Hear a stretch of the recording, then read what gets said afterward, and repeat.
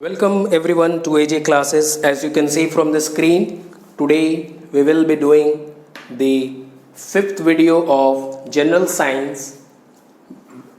Previously we have completed the four part of the video of general science, and if you haven't seen, you can see from the playlist of AJ classes. Today we will be doing 20 most important question, and general science is the most important portion in any competitive exam as far as I have given for 3 years of competitive exams. So I have the experience of 3 years and I have seen that general science में काफ़ी difficulty face होता है उन लोगों के लिए जिनका subject arts या कॉमर्स बैकग्राउंड के होते हैं. ठीक है, तो हम लोग आगे बढ़ते हैं पहले क्वेश्चन की तरफ. In electro refining the pure metal is deposited at. तो इलेक्ट्रो रिफाइनिंग होता क्या है, पहले हम लोग ये जान लें कि इलेक्ट्रो रिफाइनिंग क्यों किया जाता है. तो इलेक्ट्रो रिफाइनिंग जो प्रोसेस है ये इसलिए किया जाता है ताकि मेटल को प्यूरिफाई किया जा सके. प्यूरिफाई दी मेटल. मेटल को प्यूरिफाई करने के लिए इलेक्ट्रो रिफाइनिंग प्रोसेस किया जाता है. ठीक है, तो क्यों किया जाता है, जंग वगैरह कोरोजन वगैरह की वजह से इलेक्ट्रो रिफाइनिंग करना पड़ता है, फिर से शाइनी प्रॉपर्टी उनका वापस आ जाए. तो इसलिए जो इलेक्ट्रो रिफाइनिंग करते हैं इस प्रोसेस में प्योर मेटल को हम लोग कहाँ रखते हैं, एक होता है कैथोड, एक होता है एनोड. तो हम लोग प्योर मेटल को कैथोड में रखते हैं. ठीक है, और जो मेटल को प्यूरिफाई करना है या जो मेटल को डिपॉजिट करना है, मेटल टू बी प्यूरिफाइड, उसको हम लोग एनोड में रखेंगे. ठीक है, समझ में आ गया होगा आपको. प्योर मेटल को हम लोग कैथोड में रखेंगे और जो मेटल को हम लोग को प्यूरिफाई करना है उसको एनोड में प्लेस कर देंगे. ठीक है, आगे बढ़ते हम लोग नेक्स्ट क्वेश्चन की तरफ. The abnormal constituent of urine. Urine में एक एबनॉर्मल कंस्टिट्यूएंट या फिर एबनॉर्मल कोई भी चीज़ जो बाहर आता है उसका नाम क्या है. तो उसका नाम है एल्ब्यूमिन. उसका नाम है एल्ब्यूमिन. ठीक है, तो ये एल्ब्यूमिन क्या होता है ये भी जान लें. तो एल्ब्यूमिन जो होता है वो होता है डैमेज नेफ्रॉन्स. ठीक है, जो नेफ्रॉन्स वगैरह होता है, किडनी सेल में हम लोगों ने पढ़ा है नेफ्रॉन्स के बारे में.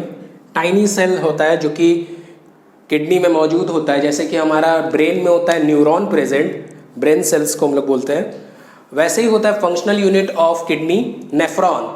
तो नेफ्रॉन अगर डैमेज होने लगता है, नेफ्रॉन जो टाइनी चीज़ होता है वो अगर डैमेज होने लगता है तो वो यूरिन या हम लोग जैसे पेशाब बोलते हैं, पेशाब के रास्ते से बाहर आता है और वही होता है एल्ब्यूमिन.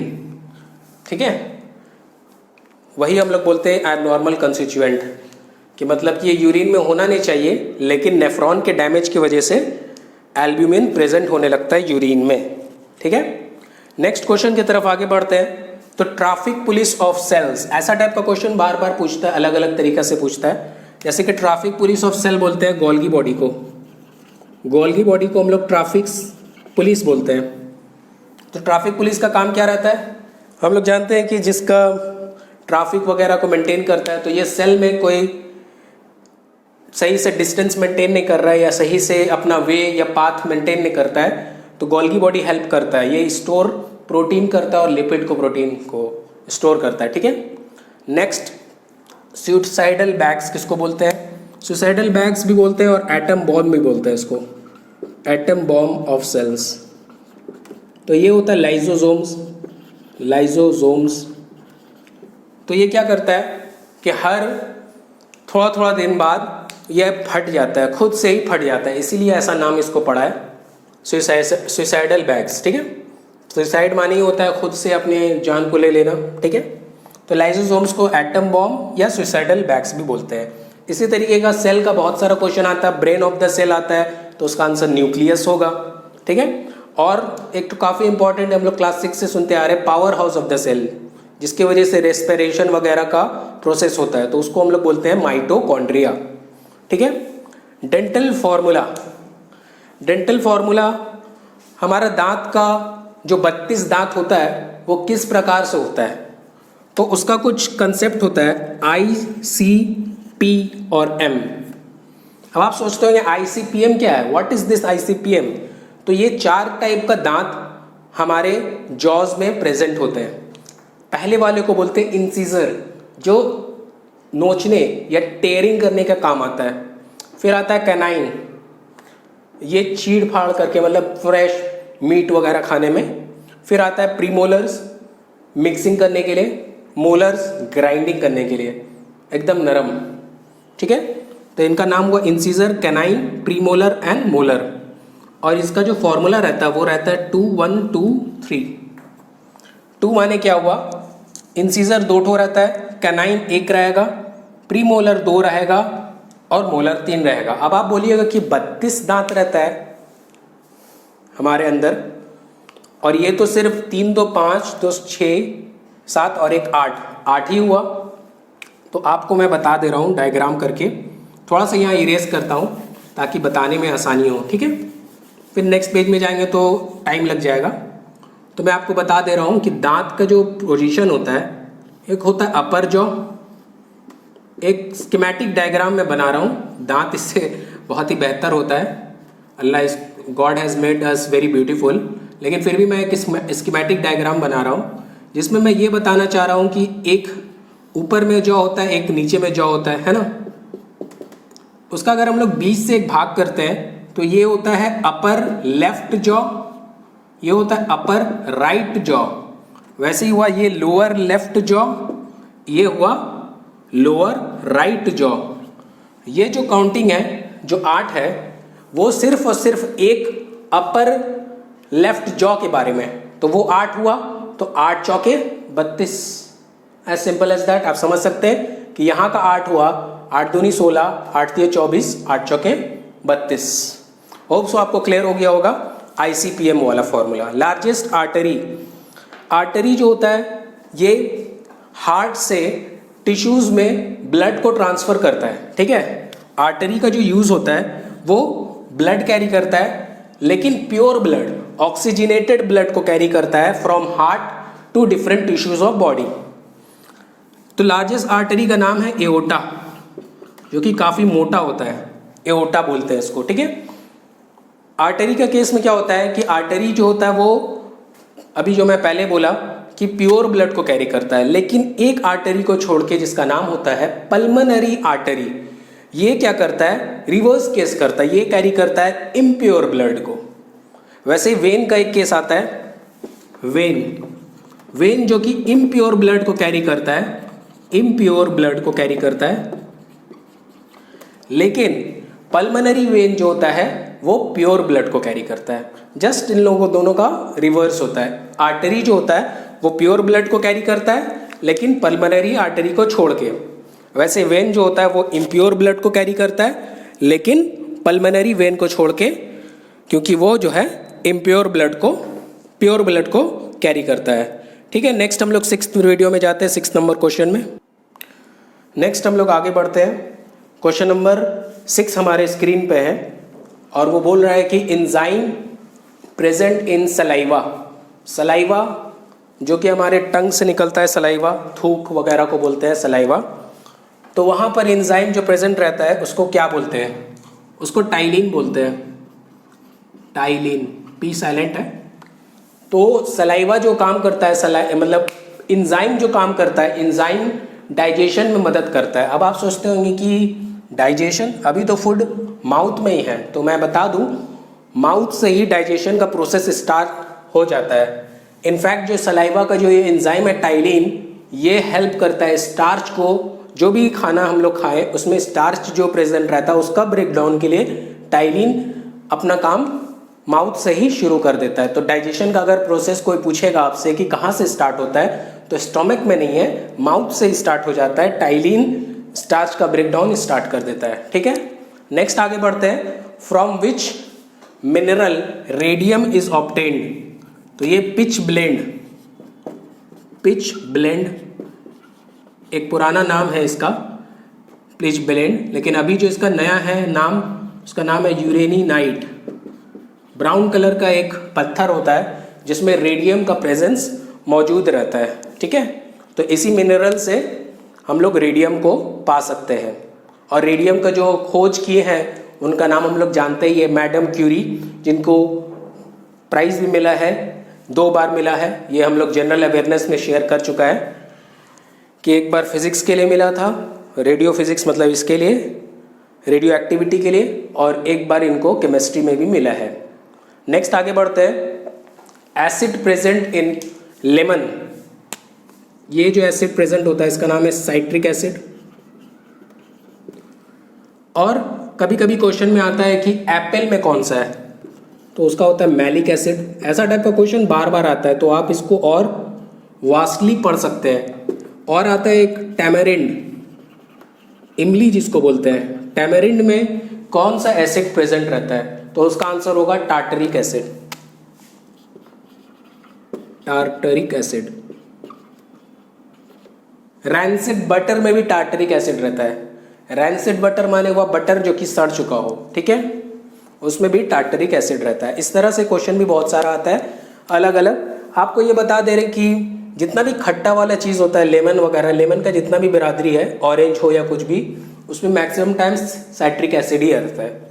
और एक क्वेश्चन जो कि BCS का बहुत इंपॉर्टेंट है, उसमें ये पूछता है कि विनेगर, अचार, उसमें क्या मौजूद रहता है, तो उसमें एसिटिक एसिड, बहुत ही वीक एसिड होता है, एसिटिक एसिड प्रेजेंट रहता है, ठीक है।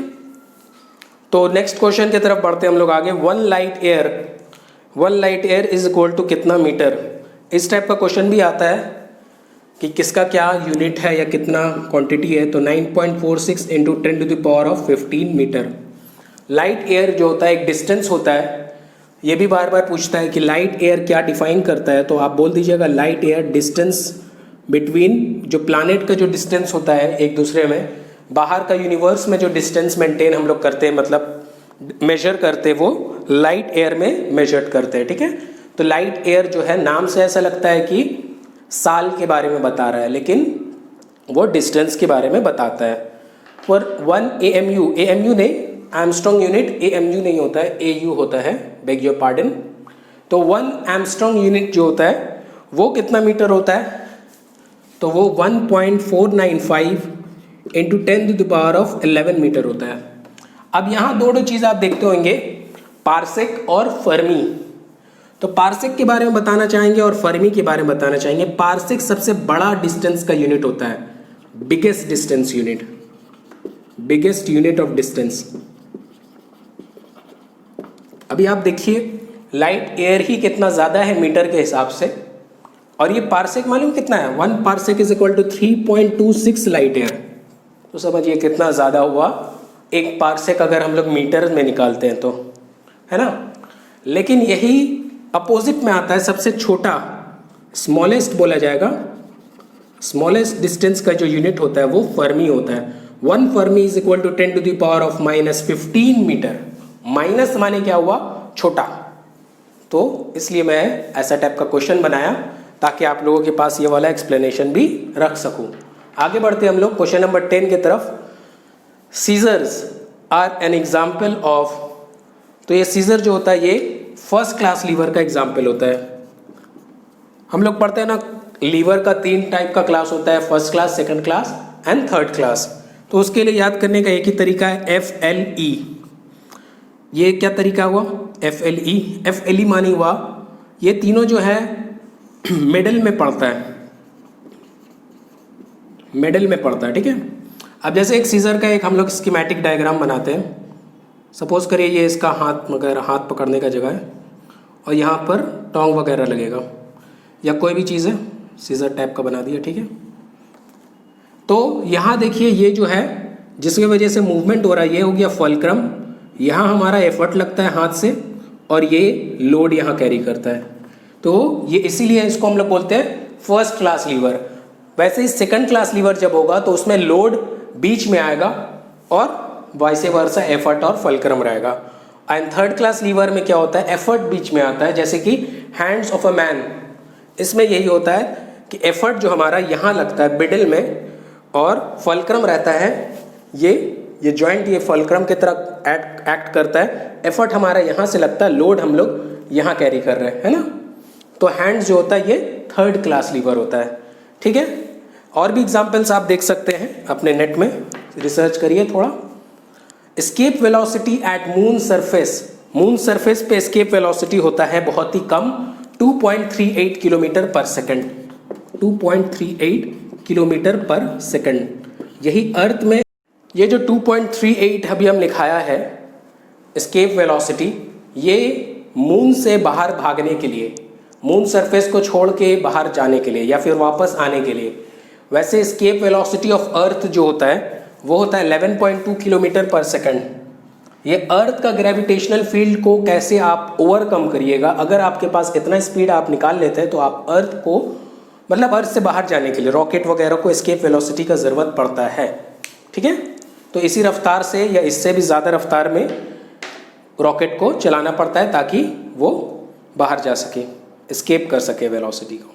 क्वेश्चन नंबर 12 की तरफ हम लोग आगे बढ़ते हैं। Next question, minimum distance between observer and reflector should be dash metre to hear an echo. एक इको क्या होता है? रिफ्लेक्शन ऑफ साउंड होता है। एक साउंड, एक आवाज़, अगर आप एक 17 मीटर का डिस्टेंस में रहते हैं, जो आंसर इसका है 17 मीटर, 17 मीटर का अगर आप डिस्टेंस में हैं तो आप तो ऑब्जर्व करिएगा और साउंड जो है वो रिफ्लेक्ट होके वापस आपको सुनाई देगा।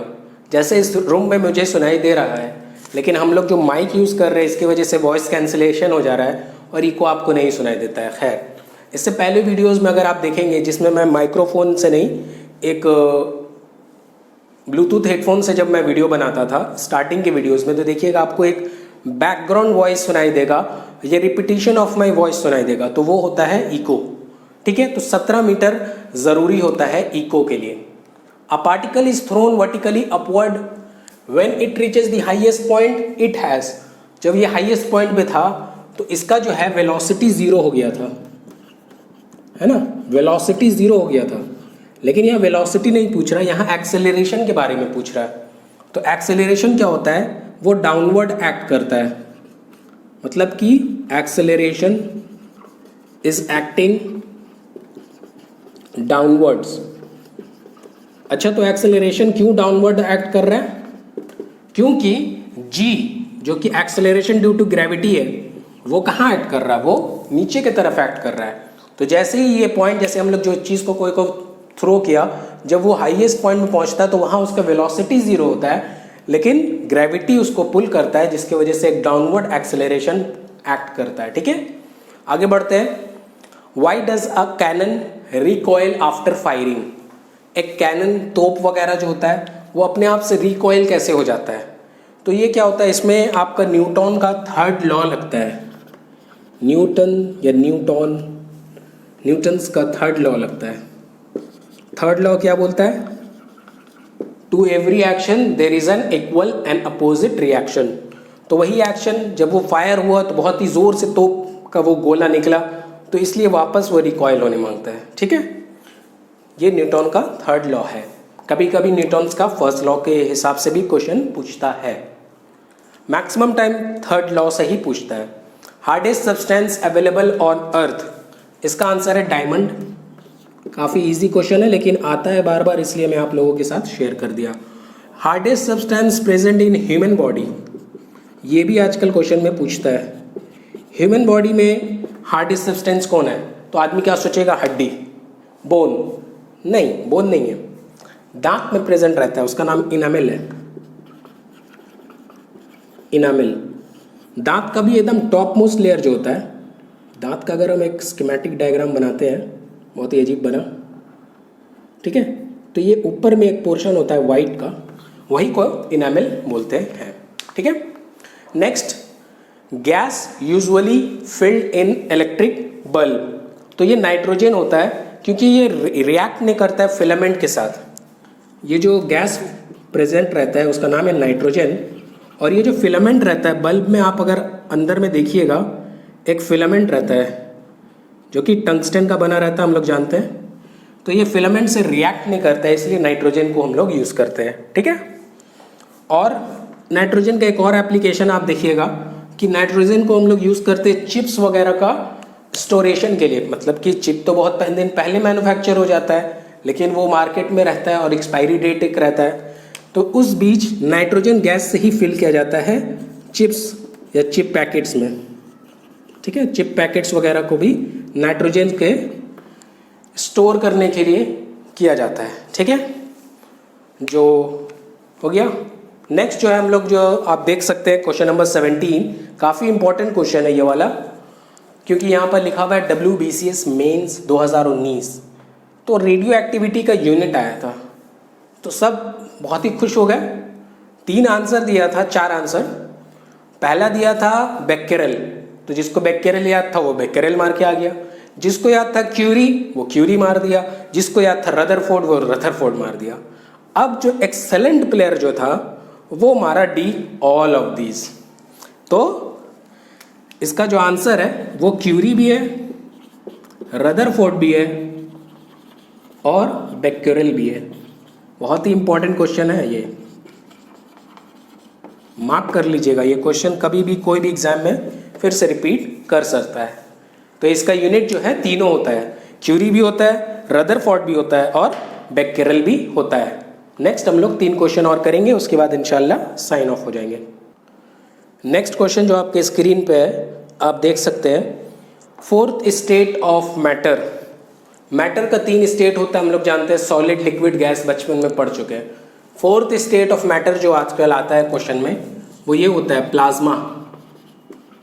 4th state. अभी एक एग्ज़ाम हुआ था जिसमें 5th स्टेट ऑफ मैटर भी पूछा था। तो ये 5th स्टेट ऑफ मैटर क्या है? इसका आंसर होता है BEC। आप बोलिएगा BEC क्या चीज़ हुआ यार, घबराइए मत, आपका साइंस गुरु यहाँ है। Bose Einstein condensate. Bose Einstein condensate, condensate ये है 5th state of matter. JC Bose, Einstein, इन दोनों के नाम से उन लोगों को सम्मानित किया गया है और इसीलिए 5th स्टेट ऑफ मैटर को BEC, बोस आइंस्टीन कंडेंसेट से बोला गया है। Whose experiment proved that the speed of light was always the same. Speed of light always same होता है, ये एक्सपेरिमेंट किए थे Michelson and Morley. Morley and Michelson, Michelson, इन लोग एक इंफेरोमीटर बनाए थे। इनफेरोमीटर, इंटरफेरोमीटर, सॉरी अगर सही से बताएं, इंटरफेरोमीटर होता है, सॉरी इंटरफेरोमीटर, ठीक है। तो इसमें से फ्रिंजेस वगैरह को वो लोग लुक किए थे, जहाँ से वो स्पीड ऑफ लाइट मेजर किए थे, कि जहाँ से लाइट पास किया था 2 मिरर से। और एक एक्सपेरिमेंट है, आप देख लीजिएगा तो और भी क्लियर होगा कि माइकलसन और मॉर्ली का कौन सा एक्सपेरिमेंट था। नेक्स्ट क्वेश्चन हमारा आज का आखिरी क्वेश्चन है। Father of chemistry Antoine Lavoisier. Antoine Lavoisier को बोलते हैं फादर ऑफ केमिस्ट्री, क्योंकि इन्होंने भी काफ़ी कुछ इन्वेंशन किया है, इसलिए इनको फादर ऑफ केमिस्ट्री से संबोधित किया जाता है। Thank you for watching AG classes. Subscribe अगर आप नए हैं चैनल में, और अपने दोस्तों के साथ भी शेयर करिए। अब आपके सामने जल्द ही 4th week of August current affairs आएगा PDF के साथ, और जो पॉलिटी का हम लोग क्वेश्चन कर रहे थे उसको भी कंटिन्यू करेंगे। Thank you for watching AJ classes. Take care.